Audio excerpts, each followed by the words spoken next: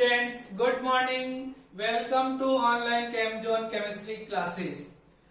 Dear students, आप मेरी online classes से जुड़ने के लिए मेरे YouTube चैनल को सब्सक्राइब कीजिए और मेरे YouTube चैनल को आपके फ्रेंड के साथ शेयर कीजिए। देखिए डियर स्टूडेंट्स, अब तक जो हमने ऑर्गेनिक केमिस्ट्री में स्टडी की थी वो की थी जीओसी की। किसकी बात की थी? जीओसी अब तक हम स्टडी कर चुके हैं और आज जो हम टॉपिक स्टार्ट करने वाले हैं वो टॉपिक आपके 12th क्लास का 10th चैप्टर है, आपका सेकंड बुक का सीबीएसई बुक में, और आरबीएसई में जो 10th चैप्टर है वही है आपका। और चैप्टर का नेम है आपके halo alkane and hello arenes. अब देखिए डियर स्टूडेंट्स, इस चैप्टर में जो हम स्टडी करेंगे, first of all we study about halo alkane, then we study about halo arene. और जब हम हेलो एल्केन की स्टडी करेंगे तो उसमें जो सबसे पहला अपना टॉपिक होगा वो होगा आपका डेफिनेशन। क्या होगा? डेफिनेशन। इसके बाद में हम जो इसकी स्टडी करेंगे वो होगा आपका क्लासिफिकेशन। देन हम जो स्टडी करने वाले हैं वो है nature of CH bond. Then हम जो स्टडी करने वाले हैं वो है आपका नॉमेनक्लेचर।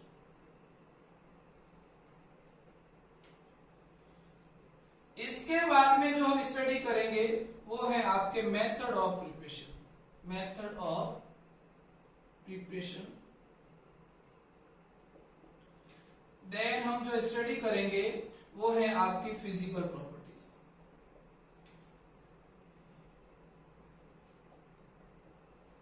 देन हम जो स्टडी करेंगे इसमें वो है आपकी केमिकल प्रॉपर्टीज। देन हम जो स्टडी करेंगे इनके यूज। देखिए इधर इस चैप्टर में अपन जो स्टडी करने वाले हैं वो first of all we study about definition, then classification, then nature of CH bond, then nomenclature, और फिर हम जो बात करेंगे वो है मेथड ऑफ प्रिपरेशन, और उसके बाद में जो हम स्टडी करेंगे वो है physical properties, then chemical properties and then use of some important halo alkanes. समझ में आ गई आपको यहां तक? और इसी टाइप से हम सिमिलर काइंड स्टडी करेंगे हेलो एरीन्स की। इसी टाइप की स्टडी किसकी करेंगे? हेलो एरीन्स की। लेकिन वो जो स्टडी करेंगे वो हम हेलो एल्केन की स्टडी के बाद में करेंगे। तो देखिए आज हम चैप्टर शुरू करते हैं हेलो एल्केन और हेलो एरीन। उससे पहले हम एक वर्ड डिस्कस करेंगे यहां पर, और वो है आपका हेलोजन डेरिवेटिव। क्या है? Halogen derivative. देखिए इधर सबसे पहले जो हम स्टडी करेंगे आज वो है हेलोजन डेरिवेटिव। क्या है? Halogen derivative.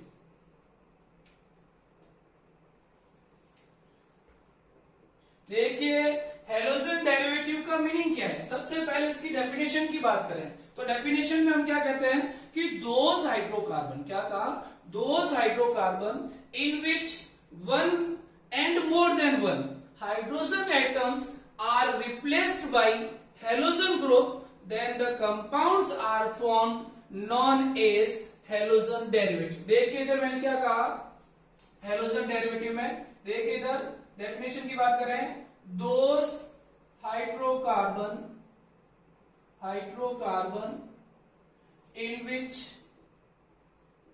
in which one and more than one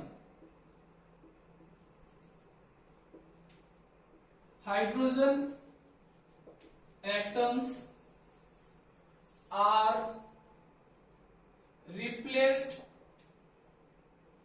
by halogen group or atoms, then such compounds are known as halogen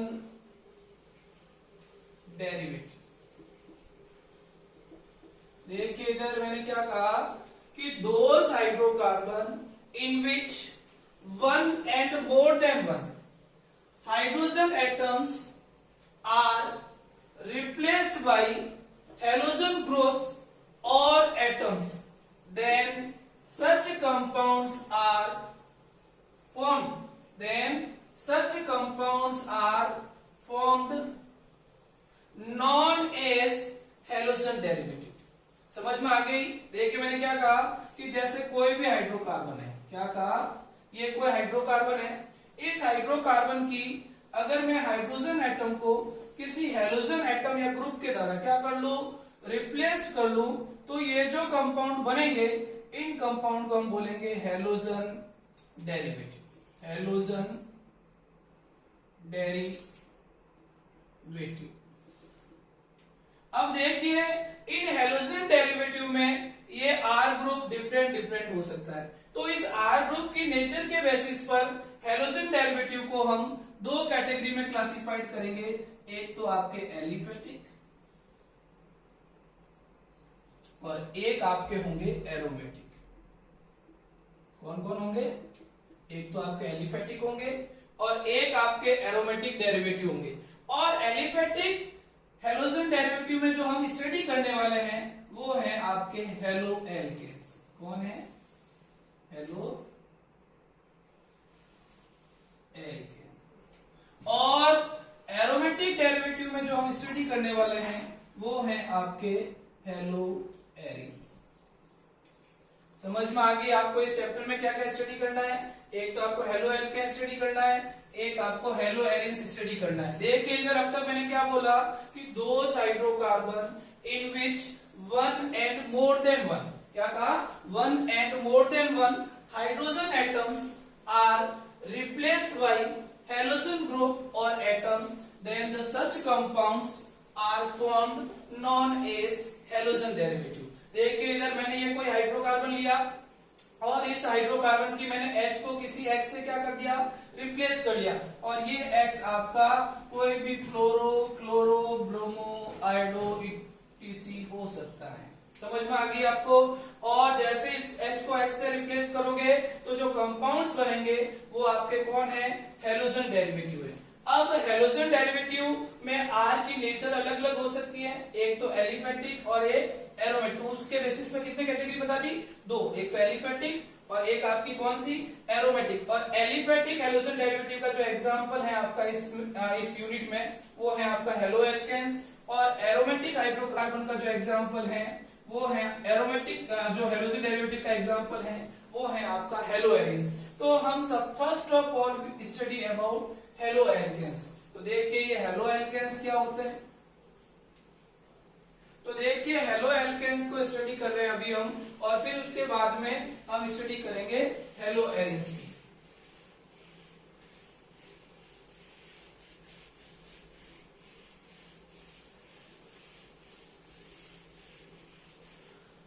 देखिए इधर सबसे पहले बात करते हैं हेलो एल्केन्स की।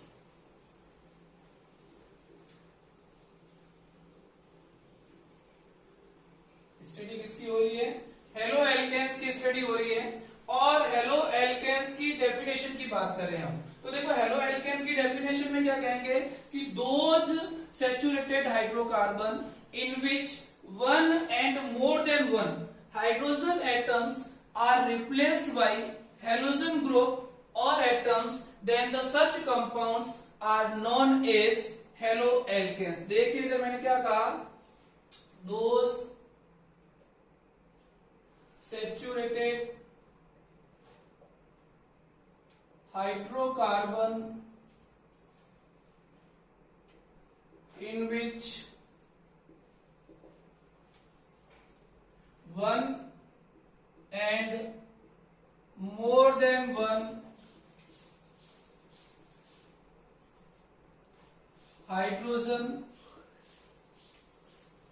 atoms are replaced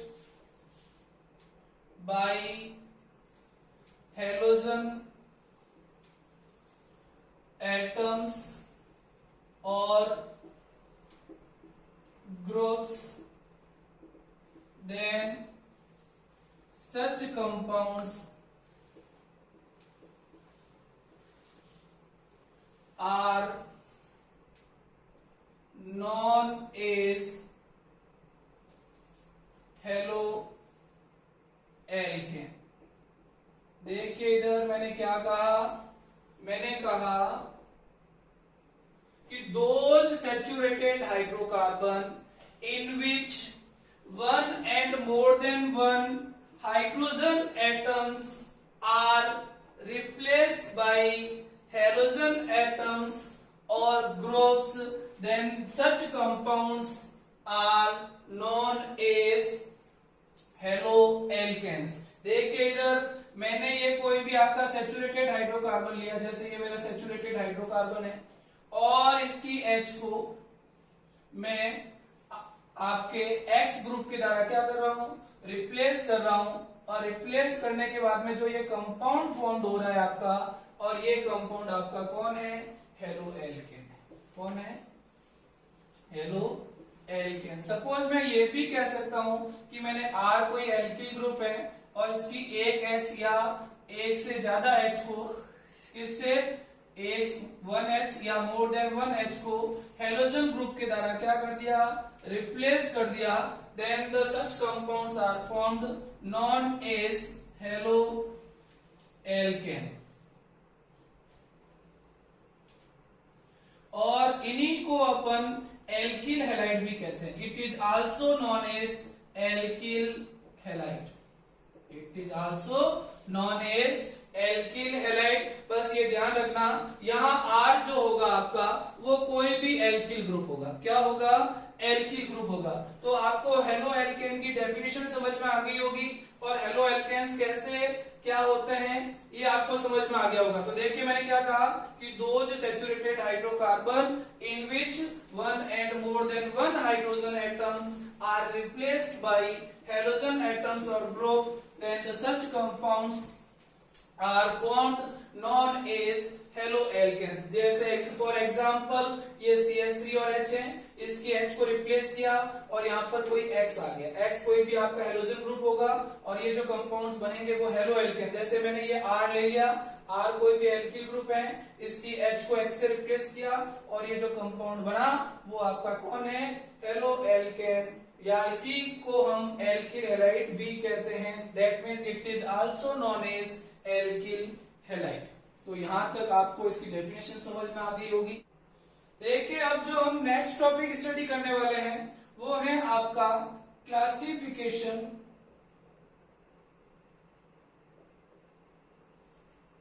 of haloalkanes. Haloalkanes are classified into following category. First one is on the basis of number of halogen atoms, and second one is on the basis of nature of carbon atom which attach to halogen atom or group।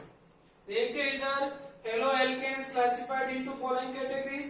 First on the basis of number of halogen atom and second one is on the basis of nature of carbon atom which attach to halogen atom।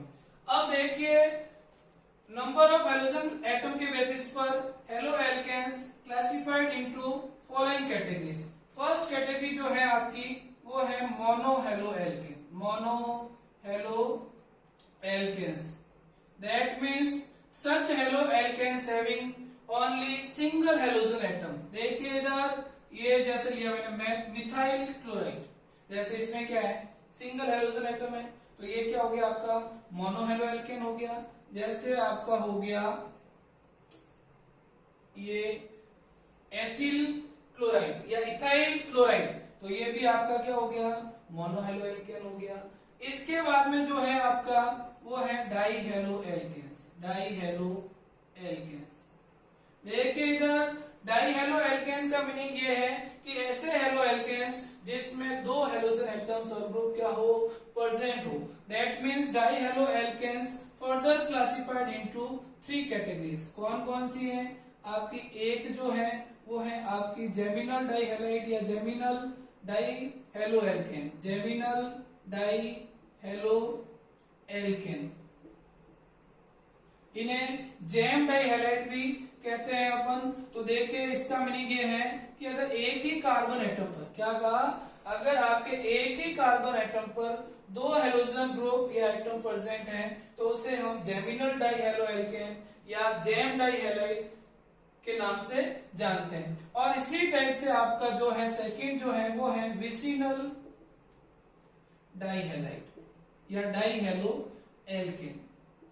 अब देखिए vicinal die halo alkane का meaning ये है कि adjacent carbon atom पर, देखिए इधर अगर एडजेसेंट कार्बन एटम पर हेलोजन एटम है, देखिए इधर एक तो ये कार्बन एटम और एक ये कार्बन एटम, दोनों एक दूसरे के क्या है, एडजेसेंट है। और अगर एडजेसेंट कार्बन एटम पर आपका हेलोजन एटम प्रेजेंट है या ग्रुप प्रेजेंट है तो वो आपके होंगे विसिनल डाई हेलो एल्केन्स। और एक आपके होते हैं alpha omega di halo alkanes. और अल्फा ओमेगा डाई हैलाइड्स में हम क्या कहेंगे कि अगर कार्बन चेन के फर्स्ट कार्बन एटम और लास्ट कार्बन एटम पर क्या है, हेलोजन एटम्स प्रेजेंट है। देखिए इधर ये कार्बन चेन का फर्स्ट कार्बन एटम और ये कार्बन चेन का लास्ट कार्बन एटम, अगर इन पर आपके हेलोजन ग्रुप्स या एटम्स प्रेजेंट हैं तो उसे हम बोलेंगे अल्फा ओमेगा डाई हैलाइड या alpha omega di halo alkanes. और इसके बाद में जो नेक्स्ट आपके हेलो एल्केन्स हैं वो है ट्राई हेलो एल्केन। देखो ट्राई हेलो एल्केन का मीनिंग ये है कि ऐसे हेलो एल्केन्स जिसमें 3 हेलोजन एटम्स या ग्रुप क्या हो, प्रेजेंट हो। फॉर एग्जांपल जैसे क्लोरोफॉर्म, क्लोरोफॉर्म में क्या है 3 Cl एटम आ गए तो इसका मीनिंग क्या हो गया, ट्राई हेलो एल्केन हो गया ये।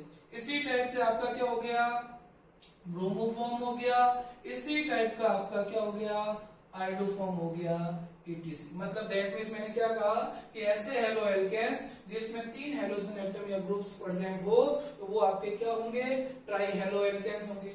और एक आपके होते हैं पॉली हेलो एल्केन्स।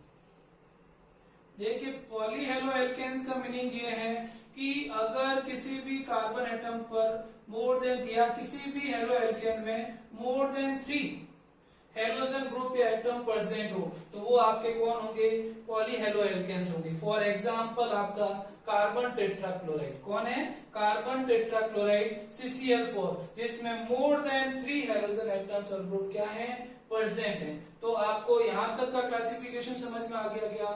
अब जो सेकंड है आपका वो है on the basis of nature of carbon atom which attach to halogen atoms.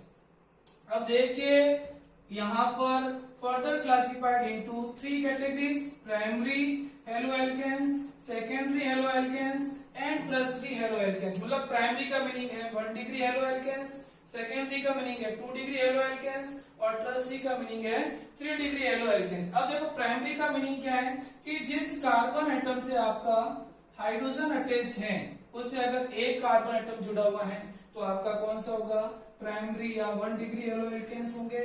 और जिस कार्बन एटम से आपका हेलोजन जुड़ा हुआ है उससे अगर आपके 2 कार्बन, देखो ये कार्बन से हेलोजन जुड़ा है, इससे 2 कार्बन, तो ये कौन सा हो गया आपका 2 डिग्री हो गया।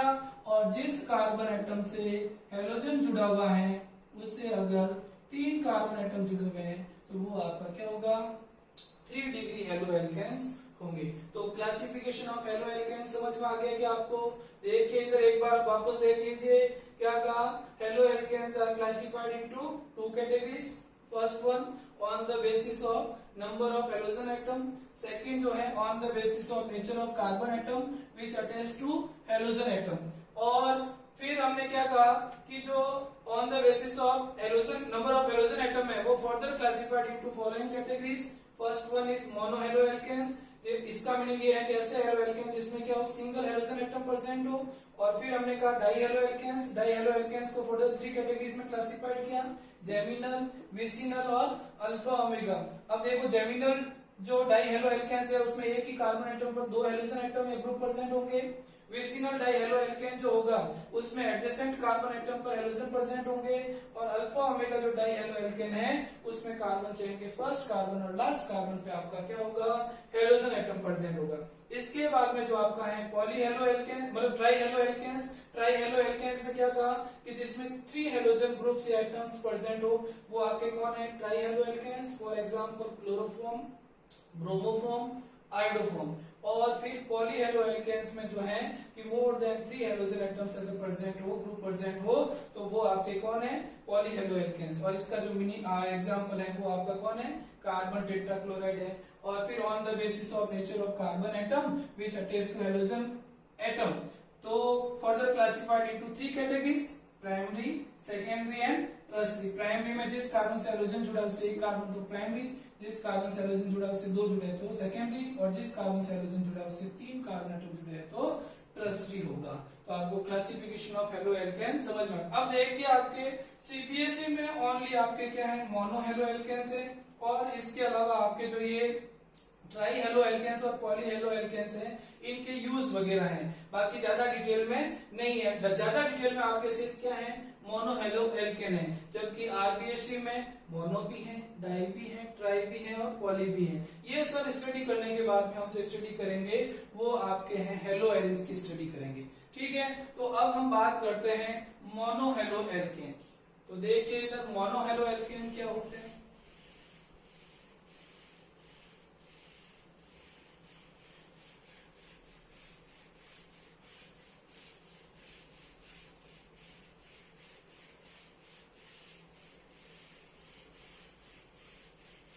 देखिए डियर स्टूडेंट्स, अब बात हो रही है आपके मोनो हेलो एल्केन की। तो ये मैंने हेडिंग लिखा मोनो हेलो एल्केन, आप भी नोट कर लें। मोनो हेलो एल्केन की बात करेंगे अब हम। देखिए मोनो हेलो एल्केन का मीनिंग मैंने बता दिया आपको कि ऐसे हेलो एल्केन्स जिसमें क्या हो, सिंगल हाइड्रोजन एटम्स क्या हो, प्रेजेंट हो। तो ऐसे आपके जो हेलो एल्केन्स होंगे वो कौन होंगे, मोनो हेलो एल्केन्स होंगे। तो दैट मीन्स मैंने ये कहा कि जैसे मैंने ये मेथेन लिया, क्या लिया, मेथेन, और इस एक मेथेन की H को मैंने हेलोजन के द्वारा क्या कर दी, रिप्लेस कर दी। तो ये जो कंपाउंड बना वो आपका है हेलो एल्केन। ये कौन है, हेलो एल्केन या मिथाइल क्लोराइड है या मिथाइल हैलाइड, सॉरी एक्स है तो क्या हो गया, मिथाइल हैलाइड, और अगर Cl होगा तो मिथाइल क्लोराइड, और जो भी हेलोजन होगा उसके अकॉर्डिंग उसका नेम हो जाएगा। अब देखिए इधर which is also known as alkyl halide, इन्हीं को अपन क्या कहते हैं, एल्किल हैलाइड के नाम से भी जानते हैं। अब हम बात करेंगे classification of mono halo alkanes. देखिए mono halo alkanes are further classified into 2 categories. क्या कहा, mono halo alkanes are further classified into 2 categories on the basis of hybridisation. अब देखिए एक तो जो आपके मोनो हेलो एल्केन है वो है आपके sp3 x बॉन्ड कंटेनिंग, एक कार्बन तो कौन सा, sp3 और x बॉन्ड कंटेनिंग स्पीसीज, और सेकंड जो है आपका कार्बन तो है sp2 और ये क्या हो गया, sp2x बॉन्ड कंटेनिंग स्पीसीज। अब देखिए इधर सबसे पहले हम बात करते हैं sp3x बॉन्ड कंटेनिंग स्पीसीज की। तो देखिए sp3x बॉन्ड कंटेनिंग स्पीसीज की बात करें तो फॉर एग्जांपल अपन सबसे पहले बात करें, जैसे ये लिया मैंने, ये मिथाइल क्लोराइड लिया। अब देखिए मिथाइल क्लोराइड में क्या है, हमेशा देखिए आप हाइब्रिडेशन कैसे चेक करते हो, ध्यान रखना अगर नंबर ऑफ सिग्मा बॉन्ड 4 है तो आपका हाइब्रिडेशन होगा sp3। ऑर्गेनिक केमिस्ट्री में हमेशा ध्यान रखें आप, और अगर नंबर ऑफ सिग्मा बॉन्ड 3 है तो sp2, और अगर नंबर ऑफ सिग्मा बॉन्ड 2 है तो क्या होगा, sp। ये आप ध्यान रखें। देखिए इधर यहाँ जो मिथाइल क्लोराइड है इसमें क्या है कि कार्बन एटम के पास नंबर ऑफ सिग्मा बॉन्ड कितने, देखो एक तो ये हो गया और 3 ये हाइड्रोजन वाले हो गए, तो total number of sigma bond कितने हैं, 4। तो ये कार्बन कौन सा हो गया, sp3, तो इसका मीनिंग ये हुआ कि ये जो बॉन्ड है आपका वो एक sp3x बॉन्ड कंटेनिंग स्पीशीज है। तो ये आपका sp3 कार्बन था, क्या था sp3, तो बॉन्ड कौन सा हो गया sp3x बॉन्ड हो गया। इसी टाइप से देखिए अगर सेकंड एग्जांपल लूं मैं, ये जैसे ये इथाइल क्लोराइड लिया मैंने, तो यहां पर भी देखिए 1 2 3 और 4, तो नंबर ऑफ सिग्मा बॉन्ड कितना हो गए 4 हो गए। अगर नंबर ऑफ सिग्मा बॉन्ड 4 है तो ये भी कार्बन कौन सा है sp3, और ये बॉन्ड कौन सा हो गया sp3x बॉन्ड हो गया। इसी टाइप से आपका जो है थर्ड एग्जांपल लूं मैं ये वाला, तो इसमें देखिए यहां पर भी क्या है नंबर ऑफ सिग्मा बॉन्ड कितने 1 2 3 और 4, तो नंबर ऑफ सिग्मा बॉन्ड 4 है तो कार्बन कौन सा sp3, तो ये बॉन्ड कौन सा हो जाएगा sp3cl बॉन्ड या sp3x बॉन्ड हो जाएगा। इसी टाइप का जो एक एग्जांपल आपका मैं और लूं, जैसे ये 3 डिग्री एल्किल हैलाइड लिए मैंने, देखिए इधर यहां पर भी नंबर ऑफ सिग्मा बॉन्ड कितने 1 2 3 और 4, तो ये कार्बन कौन सा हो गया आपका sp3, तो बॉन्ड कौन सा हो गया sp3x बॉन्ड हो गया। तो अब तक जो मैंने एग्जांपल लिए वो सब कौन से हैं sp3x बॉन्ड वाले हैं। इसके अलावा देखिए मैं एक एग्जांपल और लूं आपका वेरी वेरी इंपॉर्टेंट, वो है आपका बेंजाइलिक हैलाइड। देखिए इधर अगर बेंजीन रिंग उस पर क्या हो CS2 और फिर क्या हो X, तो ये जो एग्जांपल है इस पोजीशन को कहते हैं बेंजाइलिक, और इस पे हैलोजन आ गया तो ये क्या हो गया बेंजाइलिक हैलाइड। देखिए इधर समझे इसको, benzylic halide very very important.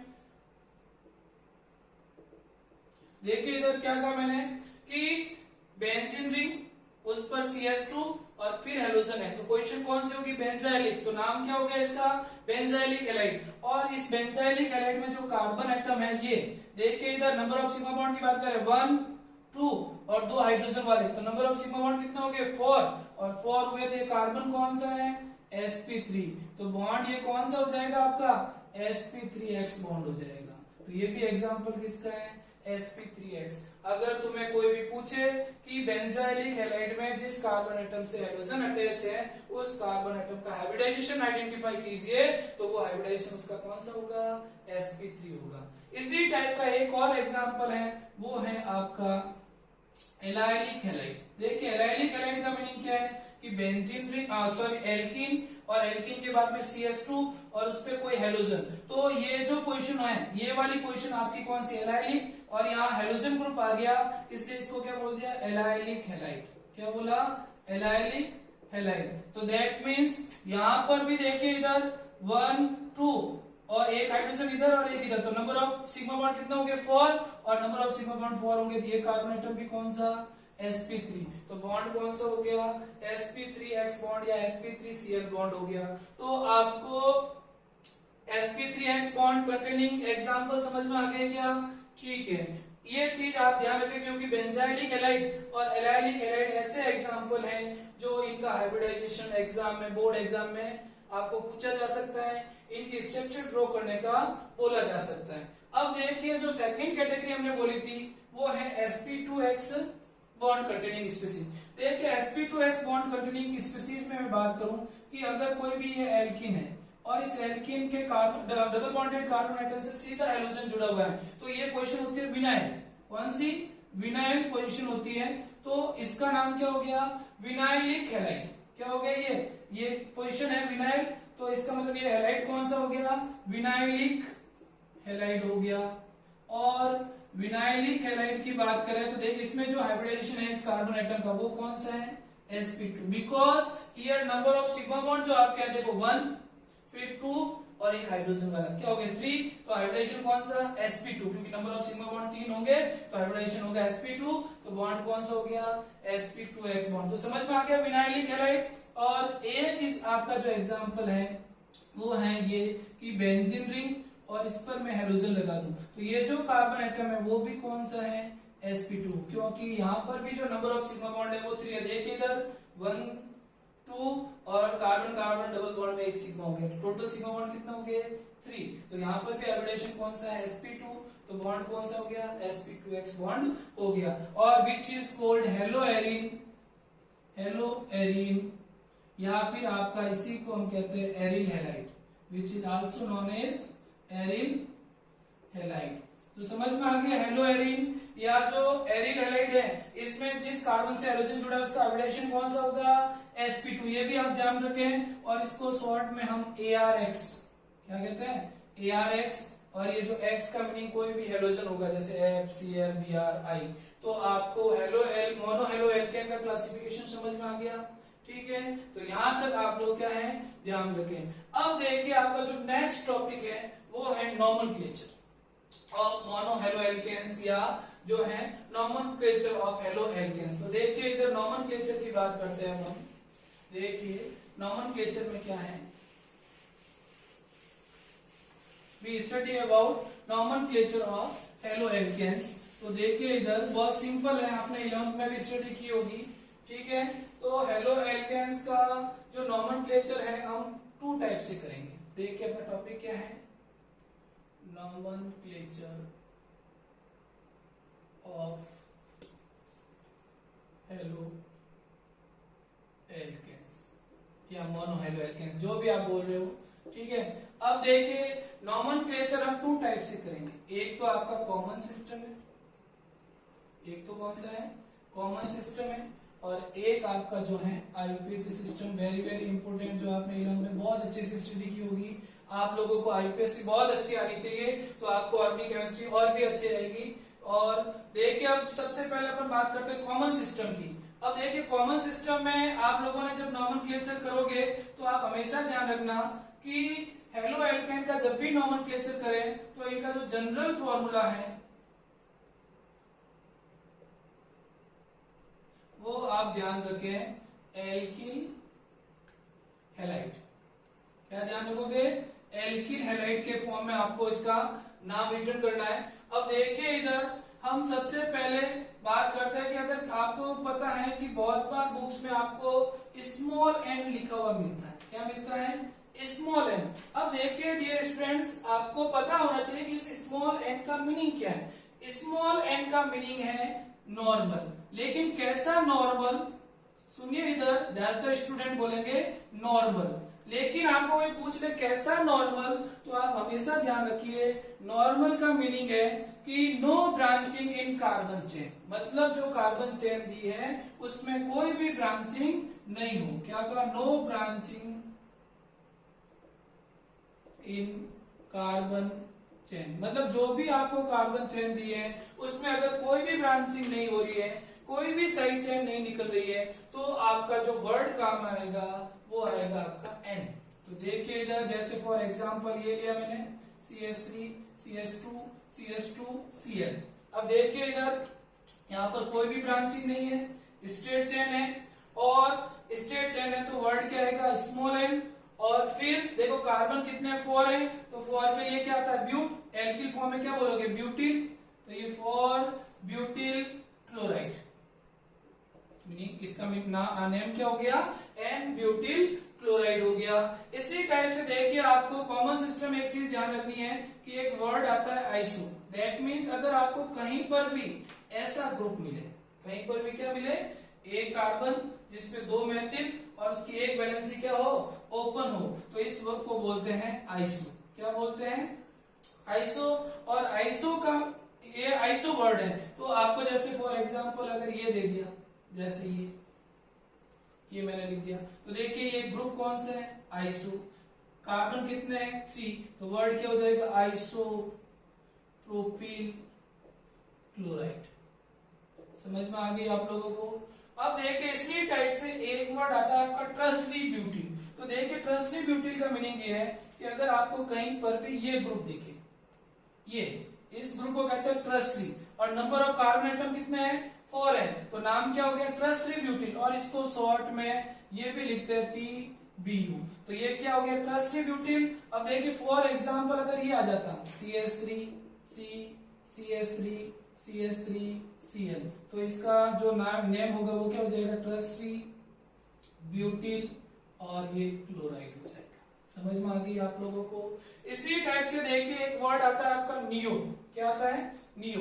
देखो नियो क्या होता है, अगर आपको कहीं पर भी ये ग्रुप दिखे, कहीं पर भी क्या है, ये वाला ग्रुप दिखे, कार्बन और उस पर 3 CH3 फिर CH2 और एक वैलेंसी क्या हो, ओपन हो, तो ये जो ग्रुप है आपका वो है neo.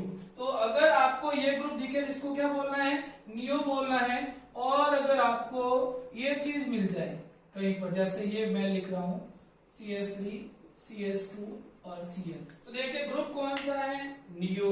Number of carbon atom कितने हैं, 5, तो क्या हो गया नियो पेंटिल, और फिर क्या हो गया क्लोराइड। तो ये चीज आपको क्या करनी है, ध्यान रखनी। तो ये N कब आता है, आइसो कब आता है, ट्रस्टी ब्यूटिल कब आता है, नियो कब आता है, ये सब आपको ध्यान रखना है। एक चीज आपको ध्यान रखनी है कि अगर कोई कार्बन चेन है ये, और इस पर ये हेलोजन जुड़ा हुआ है, तो जिस कार्बन से हेलोजन जुड़ा है वो अल्फा, फिर बीटा, फिर गामा, फिर डेल्टा एंड हायर चलता है। समझ में आ गई, ये ध्यान रखें। जिस कार्बन से हेलोजन जुड़ा है वो कौन सा, अल्फा, फिर beta, gamma, delta and higher. और इसके अलावा आप लोगों को और एक चीज ध्यान रखनी है कि अगर कहीं पर Me लिखा हुआ मिले तो इसका मतलब है मिथाइल। क्या है, मिथाइल। अगर आपको कहीं पर इटी लिखा हुआ मिले तो इसका मीनिंग है इथाइल। अगर आपको कहीं पर TBU लिखा हुआ मिले तो ट्रस्टी ब्यूटीन। अगर आपको कहीं पर IPR मिले, देखिए अगर IPR तो इसका मीनिंग है आइसोप्रोपिल। क्या है, आइसोप्रोपिल। और अगर आपको कहीं पर PH लिखा हुआ मिले तो इसका मीनिंग है फेनिल। और जो फेनिल जो होता है वो है बेंजीन रिंग की एक वैलेंसी क्या हो, ओपन हो। तो आप लोगों को ये समझ में आ गया क्या, कॉमन सिस्टम एंड नोमेनक्लेचर में क्या क्या ध्यान रखना है, एन वर्ड कब आता है, आइसो कब आता है, ट्रस्टी कब आता है, और एक आपका नियो कब आता है। इसके अलावा Me क्या होता है, ET क्या है, ट्रस्टी TBU क्या है, IPR क्या है, और अल्फा बीटा गामा कैसे बोलते हैं, ये चीज आप लोगों को क्या है पता होनी चाहिए। इतना आपको कॉमन सिस्टम में आना चाहिए। और फिर आप जो भी नाम लिख रहे हो उसको किस फॉर्मेट में लिखोगे, एल्किल हैलाइड। तो आपकी बुक्स में जितने भी नाम दिए हुए हैं वो आप हमें एक बार देख लें और उसको डिस्कस कर लें, ठीक है। तो कॉमन सिस्टम आपको समझ में आ गया। अब जो नेक्स्ट टॉपिक है आपका वो है IUPAC सिस्टम। तो IUPAC सिस्टम को हम नेक्स्ट क्लास में स्टडी करेंगे, क्योंकि आपने 11th में पढ़ा हुआ है, इसको स्टडी किया हुआ है। तो आप लोग एक बार 11th की IUPAC एक बार देख के आए, फिर मैं आपको और एक बार IUPAC बता दूंगा, और आपको जो भी कमियां हैं उनको दूर कर लें आप लोग, और रेगुलर स्टडी करें और रिवाइज करें। Thank you.